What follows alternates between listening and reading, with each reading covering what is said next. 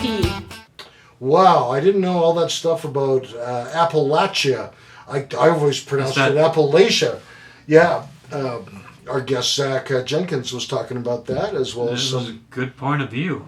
Hunting, fishing, stories about family. I love fish, all the ways he'd eat catfish. Well, we have more amazing stories from a fellow podcaster, hunter, outdoorsman. Please welcome back for the second week. But we got to tell him we're going to be staring at him that way again. Because he's on that monitor. And our producer's going to put him over there. Because that's where Mr. Producer puts him. And we're going to look rude. Yeah, one of these days he's just going to put a giant guest up and we won't even be in the shot. I bet he wants to do that right now. Yeah, let's not give him any ideas. Please welcome back Zach Jenkins.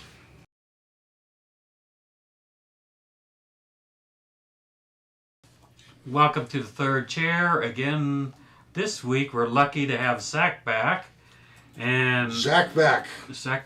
Oh, I rammed that. I didn't mean to, but that's nice. I like it. Oh, I'm a poet. You didn't know it. And we have Zach back from Southern Ohio. And I can't think of a rhyme for Peter, so he's just here this week. Yeah. But I'm awake compared to some earlier episodes. So you got nobody kept you awake at the house, huh? Yeah, no. Well, good. Nothing like a little rock star to keep you awake this time. All right. And so we're going to talk about the exciting sport of fishing. Fishing. And Zach, you have fished in Ohio and Colorado. And can you tell the difference, what the difference is of fishing in Ohio and Colorado? Is there a big difference between fishing between the two states? Yeah, I sucked at fishing in Colorado, that's for sure. So it's easier in Ohio? Or just not as lucky? Or is it very different gear, too? Everything's different. So here in Southern Ohio, our rivers and creeks and streams are all, warm water places. I can go, like right now, I can go walk in a creek in shorts and tennis shoes, and I won't freeze to death because there's glacier water coming out of the mountain. Our streams are very slow, they're lazy, they're muddy. It's just a completely different environment than Colorado, where you've got swift water, it's very bouldery, and you're catching essentially trout. Here we're fishing for panfish like crappie and bluegill. You've got largemouth and smallmouth bass, catfish, fish that are much less finicky than trout, much easier to catch. And speaking of catfish, how do you like your catfish cooked? Deep fry, baby. You gotta deep fry everything when you're in Appalachia. Oh, is that, you guys like to deep fry? Even though you tried the blackened ones on your show? The blackened was good for a change. But I think anybody that's being honest with themselves, if you're given a big piece of fried fish, you can't really say nothing. No. Now, in the community, would you have like church catfish fries sort of a thing? Okay, so the denomination of church that I'm accustomed to, after every church service, they actually have a building that's built that we call a shelter house. And every person in the church brings a dish, so it's kind of potluck, right? And after church, you go and eat until you're sick. Oh, Sundays are great. That sounds like my kind of church here. And so there must have been hush puppies and tartar sauce and... Well, we didn't do fish fries. Think more home cooked stuff like chicken and dumplings, mashed potatoes, green beans, corn, oh, wow. And fried chicken, all kinds of stuff like that. Oh, sounds good to me. Honestly, some of my best fishing memories are from after church. So before my grandpa's church had a shelter building built, they would just go to somebody's house. Mm-hmm. Well, this somebody happened to have a big pond in their yard. So after I would eat, scarf my food as fast as I could, I would grab my fishing pole and I'd walk the banks of that pond and fish the whole time. Oh wow! Did you catch many fish in their pond? Oh yeah. I just about knew the name of every bass in there. I think they were all hook sore. Ah. Oh. Now, I thought I saw on your Instagram account a picture of one of your sons holding a crawfish. Do I remember that right? Do you have like crawfish in the streams? Yeah, but they're really little. Oh, so you couldn't have. Big too. So they're not like New Orleans size crawfish. I tell you what, the New Orleans are not that big either. No, they're not that big, but at least I you get remember- enough meat. Well, I don't know. We had a meal and the crawfish are like that. By the time we dug it out and everything, we ordered something else. Ah! Well, if I'm going to eat something like crawfish, I'm going to get a Maine lobster. Now that has plenty of meat. You So guys might not know this, but Colorado and Wyoming and those areas have some very large crawfish.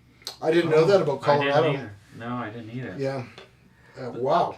So have you ever done the terrible thing and eaten broiled catfish or some other fish, or you just say I'm going with the deep fried? Oh, I've experimented with all kinds of fish. I mean, I when I would catch trout out in Colorado, I would do all kinds of different preparations: oven cooked, skillet fried. I never deep fried a trout. I don't think that'd be very good because they're not that kind of fish. No, they aren't. Yeah. Now, catfish, I had deep fried catfish. I tell you, if it's cooked right, it is good. I mean, you got the Yeah. right spices and stuff. And of course, a lot of the saltwater fish like cod and whatnot are the classic deep fried fish that you get in Britain with your chips, which are French fries, Yeah, you and know, your peas. we make fun of that, but I loved the fish and chips, and when I went to London, I had it 4 times that week. So Nice. Yeah, it's a lot better than the fish and chips in this country. yeah, it's different than You get a Captain big- D's. Yeah. You get a big. I never had what I had in London. You get almost the whole fish just up the head. Yeah. Well, I was with family in South Dakota just this last week, and my son-in-law caught a 20-pound pike. So it was a pretty big fish. They let it all go. Apparently, pike's not good eating, really bony.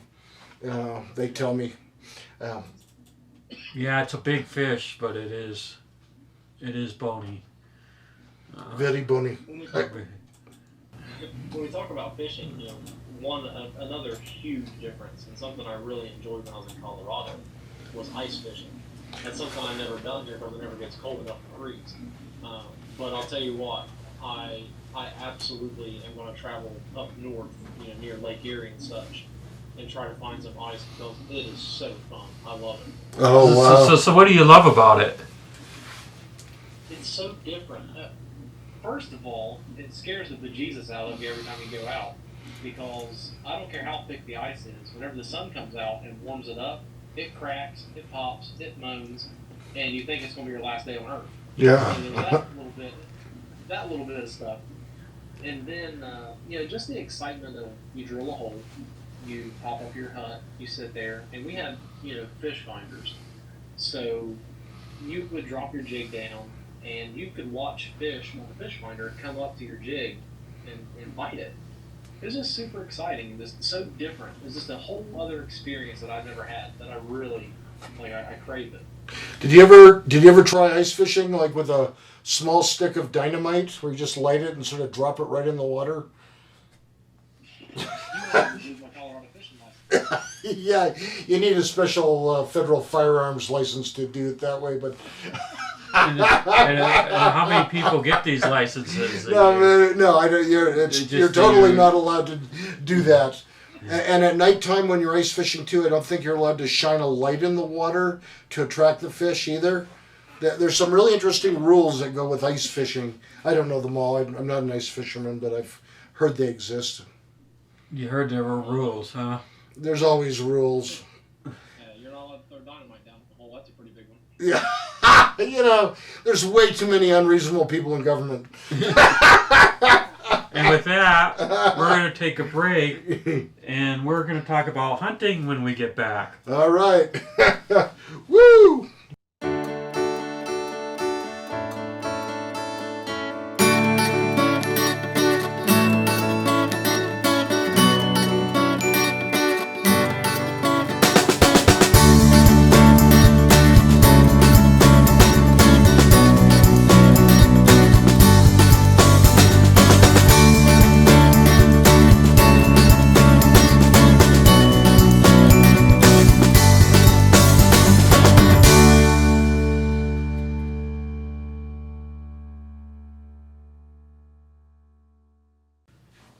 Welcome to the third chair.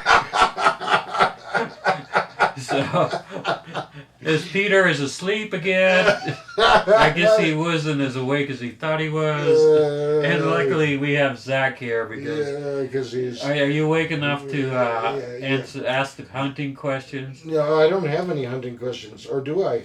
Do I have... Oh, I do have the hunting questions. I thought you had the hunting questions. No, I put them after fishing, so one of us to talk about fishing and one about hunting. So have you tried out... I saw a picture of you with a bow on some of your social media somewhere. I don't know if it's your Instagram. Have you been bow hunting? Have you given that a whirl yet? So, my first hunting season in Colorado, I applied for and got an archery mule deer tag. And honestly, that was the first time I'd ever been dedicated bow hunting. And that was a great experience because it's so much harder to get close to a deer than just in rifle range. With the bow, for me, getting within 50 yards was kind of my comfort zone, 50 yards or less. And to try to sneak up on something that lives its life dodging predators was really challenging. I got really lucky. I had some really close encounters. And the last day of bow season, I actually I had a group of deer, 2 does and some fawns, and I was trying to put the stalk on them, and one of the does just looked right at me. I mean, it had me dead to rights.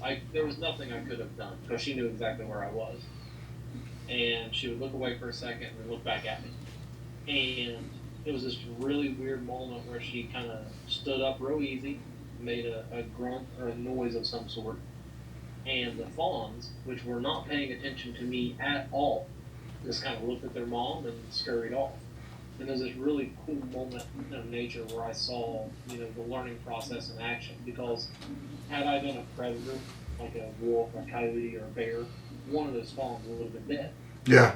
Because I'm a fat Bigfoot stomping through the woods, I got busted, and really just a cool learning experience. I've had some friends that have bow hunted bear, and I'm thinking these guys are nuts. Either that or they have backup firearms or something, but just crazy. Yeah, bears with compound bows. It's man. Yeah, maybe those bows are. Yeah, I just do better. I'm sure if you make the perfect shot, but what if you just hit them in the leg and tick them off? Well, you got to run faster than the person you're with. That's right. They have a special backup bow. It's really tiny, and you just use it to shoot the guy you're with in the knee, and then you run off. That's the way it works. The sad thing, if you both have it, and the bear comes and just plays with you the rest of the day, both of you I'm tired of George here. I'm going to go get Frank and push him around for a couple hours. Yeah. No, you had mentioned you grew up basically with hunting with shotguns. I assume that was 20 gauge. I assume if you're shooting a squirrel with a shotgun, you'd use something pretty small, not a 12 gauge, or do you hunt giant squirrels in southern Ohio? We've got some pretty big squirrels. We've shot some that are as big as a loaf of bread. I mean, they're pretty hefty. All right, I could just imagine. I don't know if you've ever seen that video of Randy Johnson, the pitcher that threw a 100-mile-an-hour fastball and hit a bird, and the whole thing disintegrated on the camera. Yeah, I just picture that like a shotgun and a squirrel. There being like no squirrel left when you're done. Yeah. So there's a few things you gotta to take in mind when you're doing small game hunting. When you're shooting something, say like a squirrel, you gotta be real careful not to shoot it too close, because when you shoot it too close, all those pellets coming out of the shotgun it'll mangle the squirrel.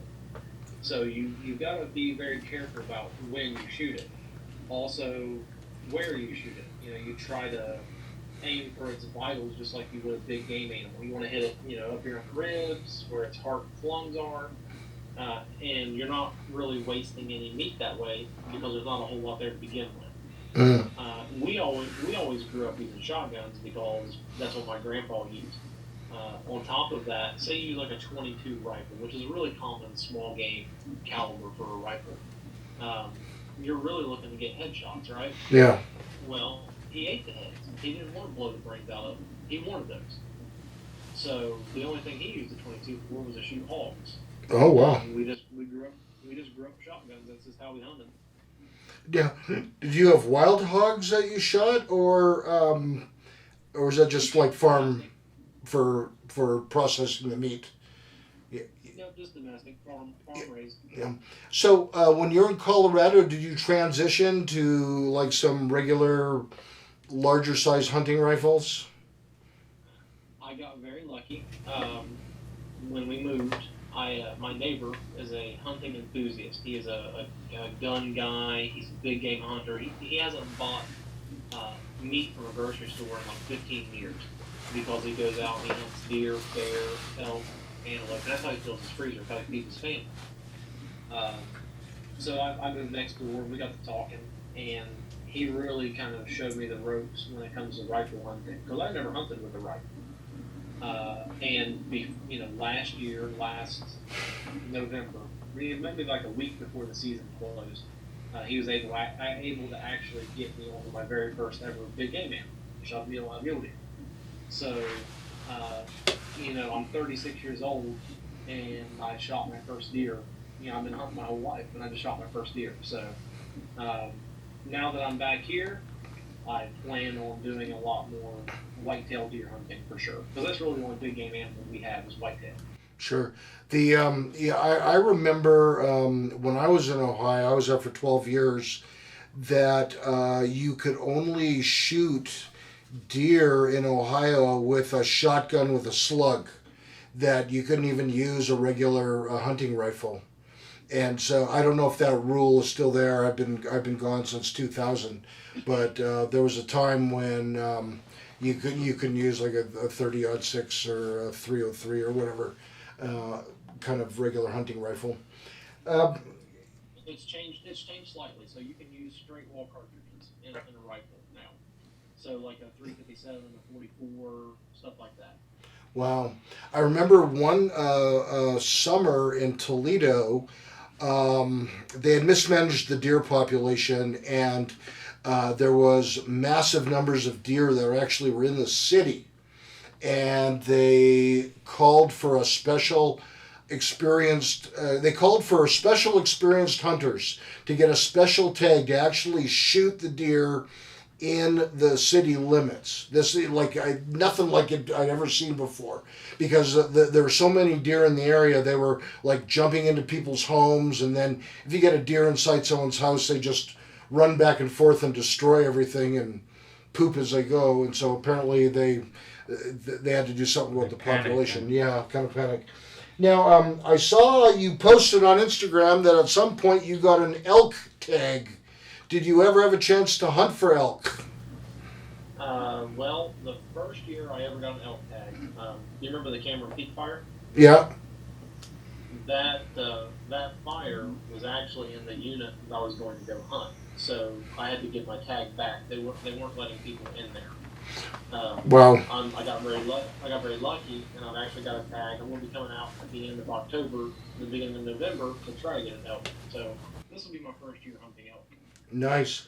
I noticed that you also posted something about that the Colorado governor had signed a hunter safety course bill allowing 7th graders to take that as an elective. I was really glad to see that. I think there's a place for teaching kids firearm safety. I'm assuming that was part of the reason that you posted that. Do you have thoughts on that? Yeah, outdoor recreation, especially hunting, I think it means a lot more than just the stereotype of Elmer Fudd going out and guns blazing, shooting everything that he sees. As a hunter, we've got some obligations. First of all, and most importantly, we need to be safe, right? We need to know how to handle firearms, know what you're shooting at, how to shoot it, and what's behind it. Because so many hunters don't pay attention to what's past their target, Right. and you see a lot of people getting shot.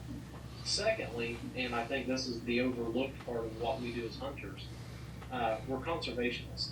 So we have a vested interest in making sure that all of these habitats are able to sustain healthy populations of wildlife.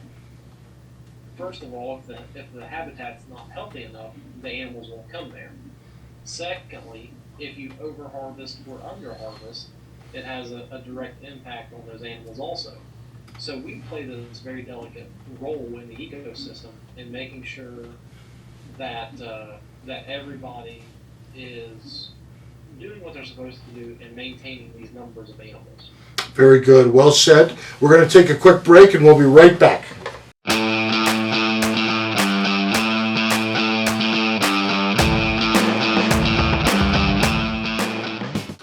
October is tattoo month. Yeah, I don't have any. I better. Are you going to get one? To note, we're not getting tattoos. Oh, we're not going to have a special show of Doug getting tattooed? Oh, yeah, there would be Doug crying and Neither of us got a tattoo. We can't. A giant picture of Karma on your back. Oh, that would be cute. That would be cute, yeah. It'd probably be like an $800 tattoo or more. Karma, we used to carry her around and people said, "Is that a real dog?" Yeah, a cute little Pomeranian. Yeah, fantastic. Somebody threw once. Guess what else we're doing? What else are we doing? We're going to a film festival. And we're going to be interviewing filmmakers. As many as we can during that. Anybody who's not nailed down might get We'll grab anybody. So that is the Short Circuit Film Festival. Colorado Short Circuit Film Festival. And that's October 7 and 8? Yes, and we'll be there the 8th, so that'll be the best part. Yeah, and so and come talk to us. You have to buy tickets, but you get to see like 65 amateur short films and they're excellent. A lot categories. Of them. And if they made this festival, I bet they're all excellent. I bet so too. And so please, you can go on a relatively cheap night of watching a lot of movies. A lot of excellent movies. Mm-hmm. And it'll be competitive price-wise going to a regular movie theater and buying popcorn there. Yeah, there'll probably be popcorn. There'll be popcorn there. Yeah. So we'll see you there, and we are going to have some tattoo artists on our show. Consider getting a tattoo from some of the people on our show.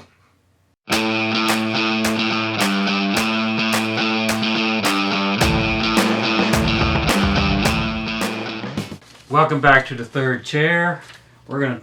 You mentioned conservation at the end of the last segment, and that's what I wanted to talk to you about. And there's some controversy, and it's both important issues because wind turbines going around and save some other using other possibly dirtier energy. But so a lot of birds, and especially the one most mentioned is bald eagles, get hit. Every year with wind turbines. We have reports as much as 234,000 birds getting hit by wind turbines. And it just kills them because those things are heavy. What is your views on this? Well, I can appreciate the thought and sentiment behind trying to come up with alternative energy sources, but I think I'm not well versed on this kind of energy conservation and stuff like that. But from what I can gather, there's already better options for creating alternative energy and nuclear or stuff like that. Yeah. But I come from coal and gas country.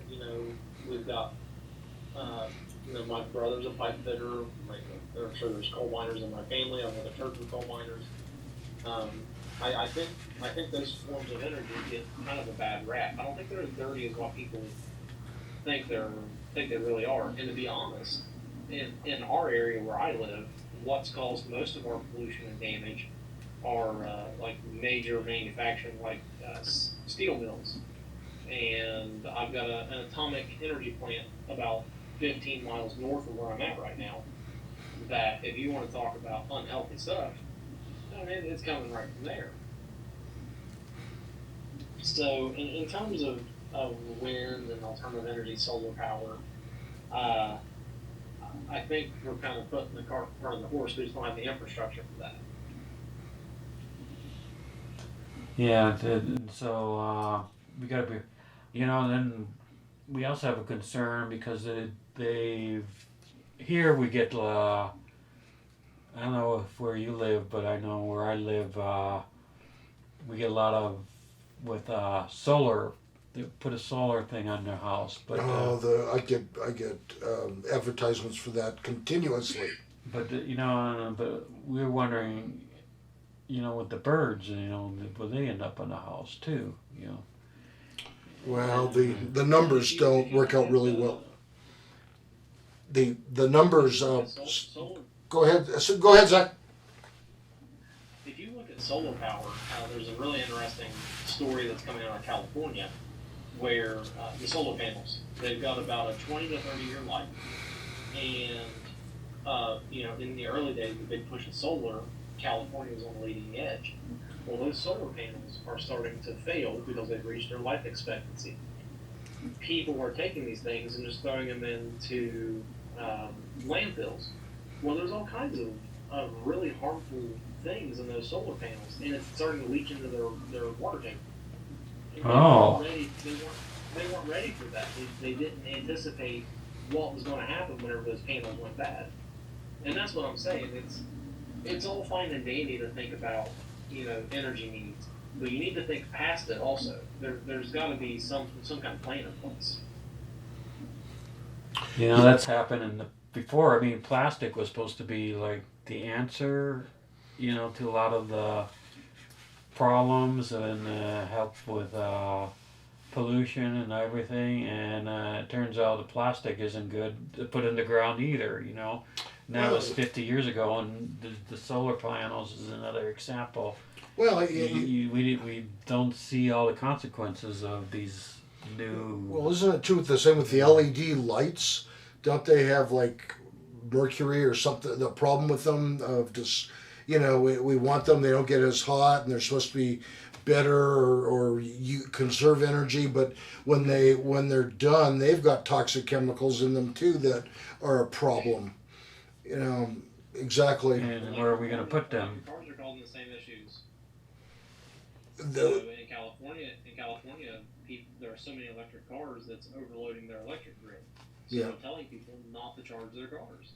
How can you tell people electric is the future when you're not ready for it? Yeah. I remember watching a YouTube video of an electric police car in a high-speed chase and watching it in real time run out of power and just ooh. It was awesome. Now you participated in several conservation groups. Now I'll just name 3 of them here: Rails to Trails, Gambler 500, and Sons of Smokey. I assume that's Smokey the Bear. I don't know. Or maybe not. So what do you learn from these organizations? Yeah, so really interesting guests on the podcast. Rails to Trails.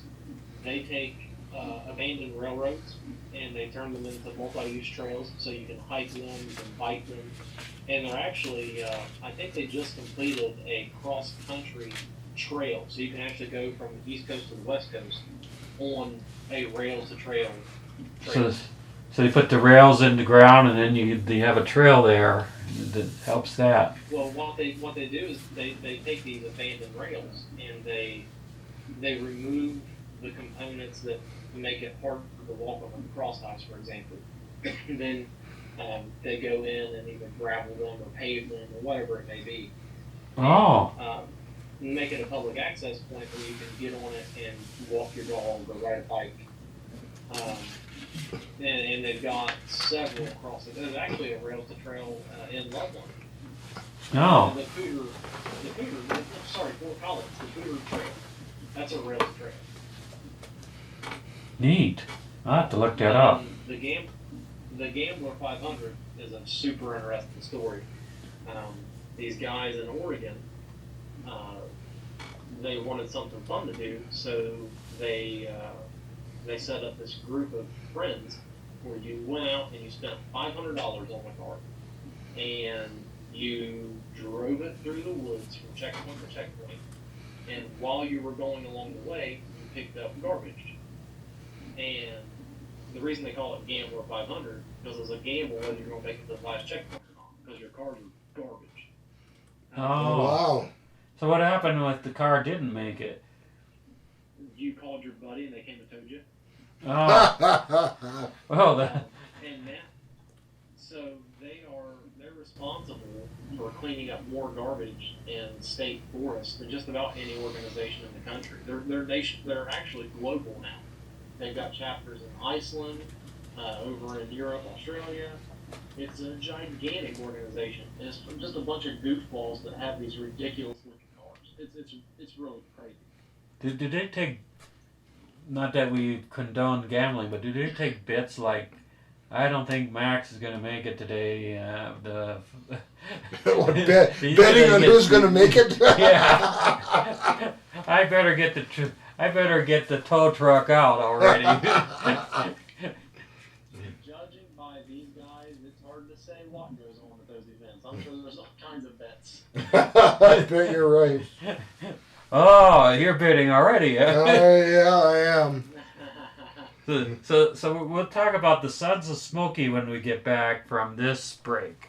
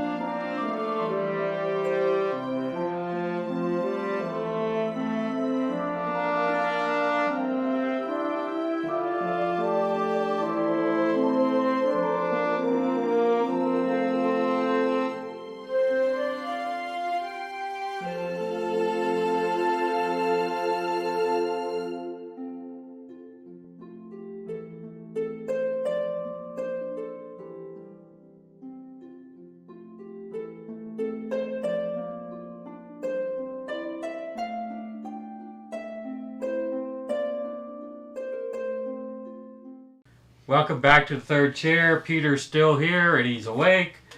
And we're going to ask Zach about the Sons of Smoky. Because after hearing about the other two organizations, I definitely want to hear about this one. Well, I hate to let you down. The Sons of Smoky is pretty much just an offshoot of the Gambler 500. Oh. Yeah, it's they're kind of like sister organizations. They do very, very similar things. just internally they might run things a little different. The other big conservation group that I spoke with was Living Lands and Waters. I don't know if you've ever heard of them. No.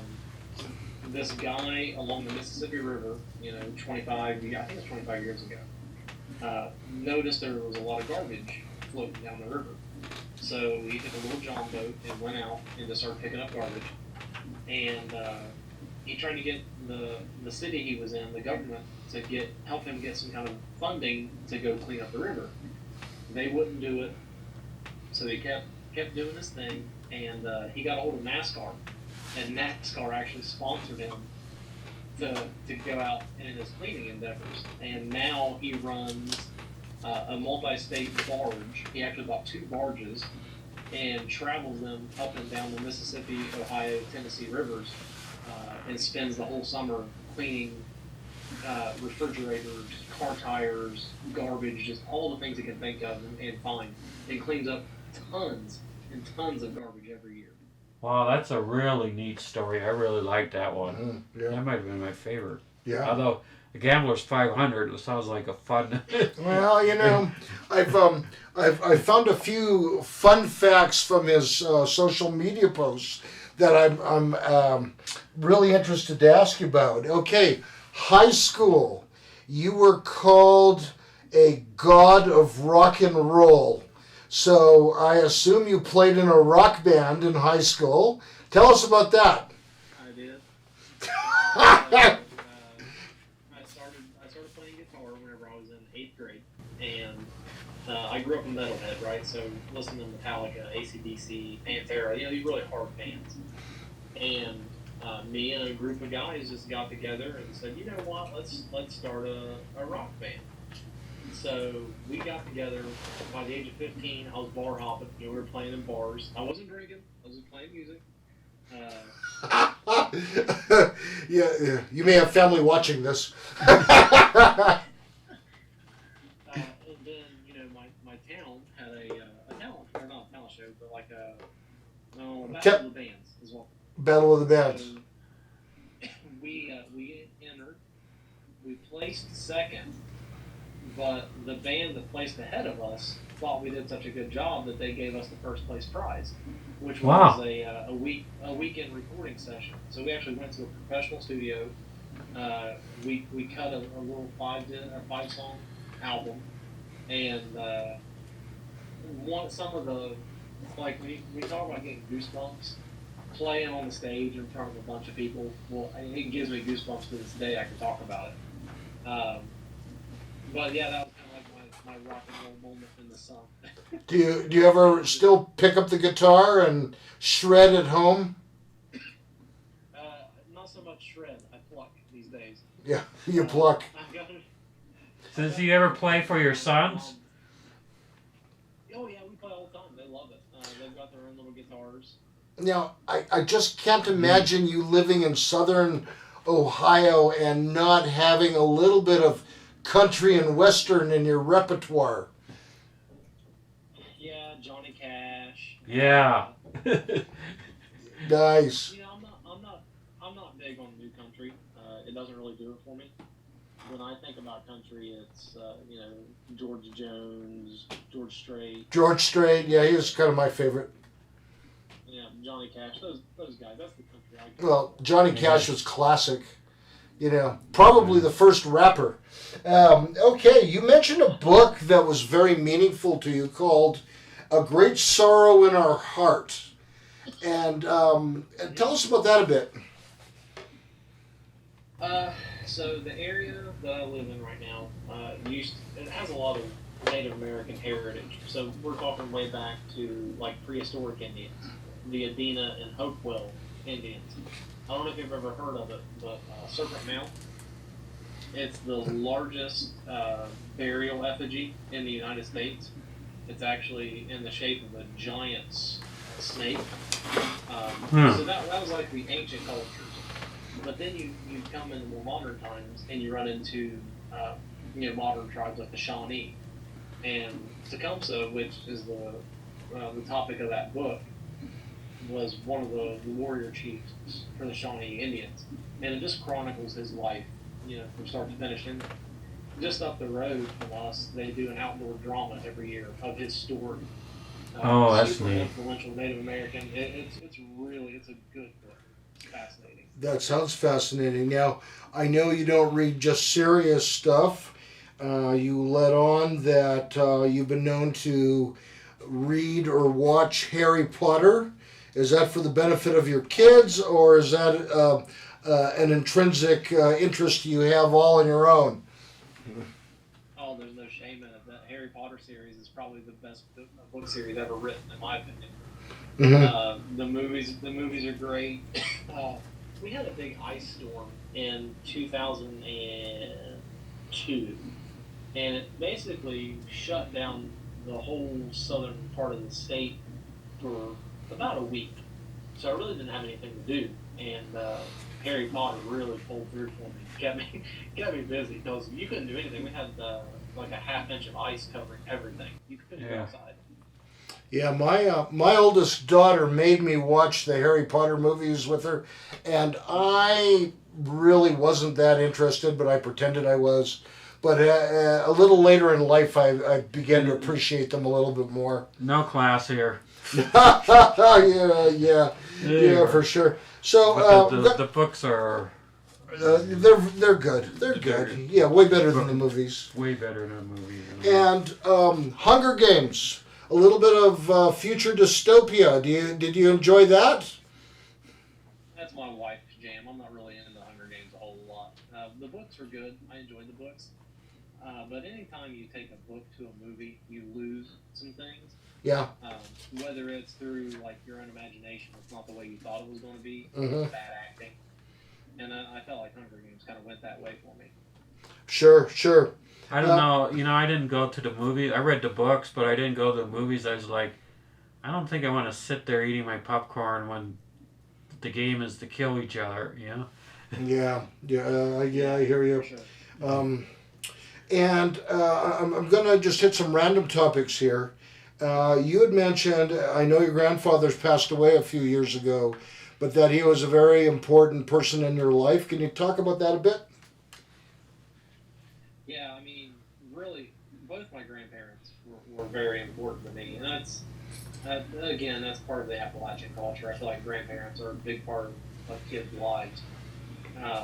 But he's the guy responsible for getting me outdoors. He showed me how to properly handle a firearm, how to hunt squirrels, how to fish, how to garden.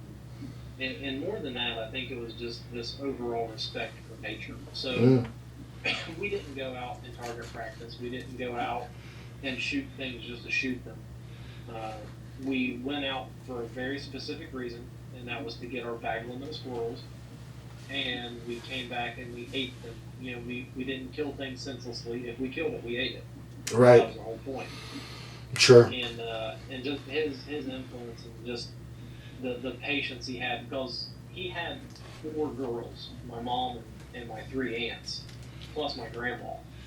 And I don't know how the man survived, because let me tell you something, you get all them together and they start cackling and talking, you can't get a word in edgewise. And they are opinionated, argumentative, and they're all the smartest people in the room. And I don't know how, that's not how he did it. Yeah, that's very funny that you would openly show that. Our podcast here. We also is on our local television station, so you're going to be famous. So when we come back, the question we have for our final 5-minute segment is: do you really use 34-inch horses for farm work? We'll have you answer that when we come right. Inches. That's that high?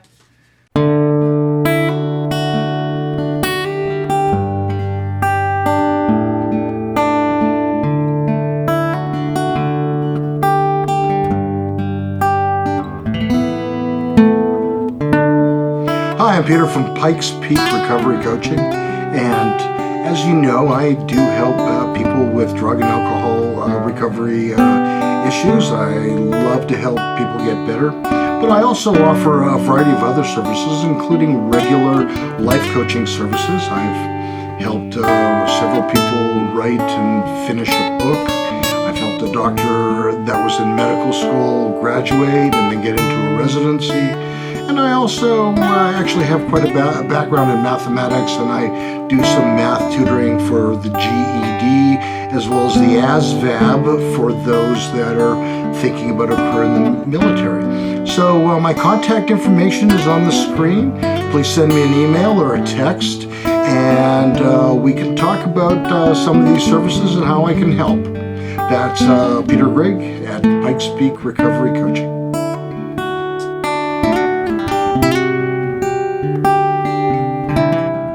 Welcome back to the third chair. That man there is still Doug. I am still Peter, and we are here with Zach Jenkins, live from South Ohio. And before we went to the break, I asked him a question that I know all inquiring minds want to know.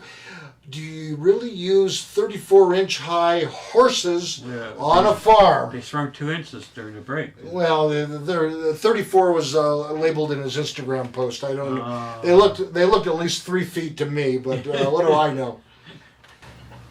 They had some 36-inch ones there.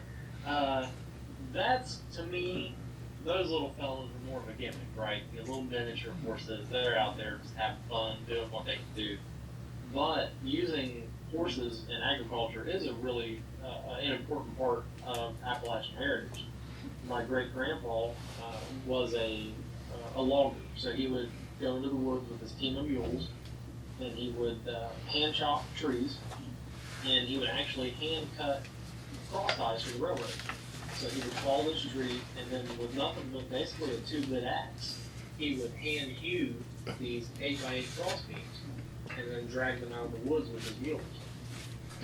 And when it comes to farming back in those days, yeah, they had to use their horses. They were draft horses. They worked, and that's what my grandpa grew up on.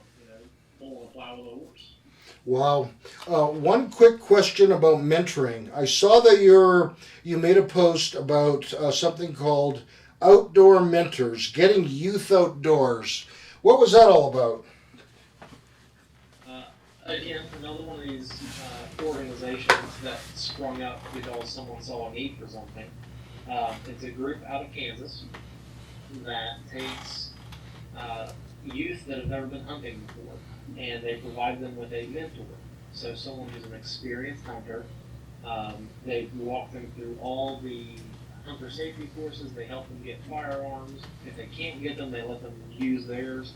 And they go out and they provide these kids with their first ever hunting experiences, whether that's through deer hunting, upland bird hunting like pheasant or quail, and then the hope is that those youths enjoy the activity so much that they carry on the tradition. It's not just hunting; they do skeet shooting also, and that's a big thing these days. Schools are getting shooting clubs re-involved. And they're trying to get kids exposed to the fact that guns are, while they are demonized in the media, really responsible gun ownership. It's a tool that you use, and just like any tool, if you use it irresponsibly, it can hurt you. Sure. We're wrapping up the episode, right? This is segment 10? Yes. Yeah. And he never listens to me. I listen. So, again, if people want to follow you or send you a note or a message, what's the best way, and what are your social medias? I know that you're changing things a little bit and putting up some new stuff. So could you tell us about that? So if you want to follow me on Instagram, it's the Appalachian Way. And also, I just created a Facebook page that's the same name, so we try to make everything consistent. If you want to listen to my old podcast, the 12 Hike podcast, I still have a Facebook page up for that. It's called 12 Hike. And you can also find the podcast on Spotify, Apple, Google, anywhere you listen. And if you'd like to contact me, feel free to send me a message on either Instagram or Facebook, or if you want to send me an email, you can still use the 12 Hike podcast at gmail.com. Perfect. Zach, thank you so much for being on again this week. And last week, we've really enjoyed hearing about these experiences. I feel like it's almost like a transcultural exposure. It's been fascinating. Thank you again for your time. We're very grateful for you joining us. Thank you very much. I appreciate it. And please, people, do watch Zach on his own social media. Please like, subscribe, share, and hit the notification bell icon so you know when we've uploaded an episode from Two Men and a Duck Entertainment and the Third Chair. Good night, everyone, and we'll see you next week.